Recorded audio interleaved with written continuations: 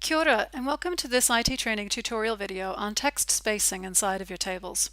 Now, ordinarily when you set up your table, you'll find that your normal text is just continuing inside of the table just like it does inside of your document. So in my document, my paragraphs are set to be 1.5 lines, and I've also got a great big space at the end. So that's what's happened inside of my table as well.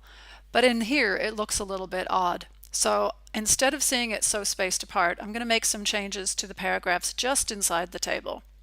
So first of all, I need to select the table. I can either do that by finding the very beginning of it and clicking on that box in the corner, or if I'm not really exactly sure where that is, I can just click anywhere and go to the Layout tab, and then very far left, select and select Table. Either one of those will do the job. So now I've got the entire table selected. I'm going to go into the paragraph settings. So I'll go to the Home tab and choose the little box in the paragraph window. Now, what I know is that my paragraphs are normally spaced 1.5 lines. I'm just going to change them in the table to single. But I also would like to have a little bit of space before and after the information in the cell. So I'm just going to set that to 3 points before and after.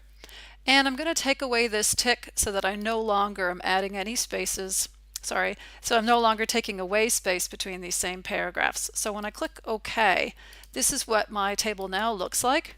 And I might just go in here and select that first row, change that to bold, and even go into the Design tab and just put in a wee bit of shading there so we can just see that header row a little bit better, which I've got set to repeat. So this just looks a lot better. I can control the spacing better this way. The only other thing I wanted to mention is that in here you can also change the layout by going into the sort order. Right now mine are set alphabetically by course, but I could just as easily change those back to organize them by start date. Okay, so that concludes this video. Thanks for your attention. Kia ora.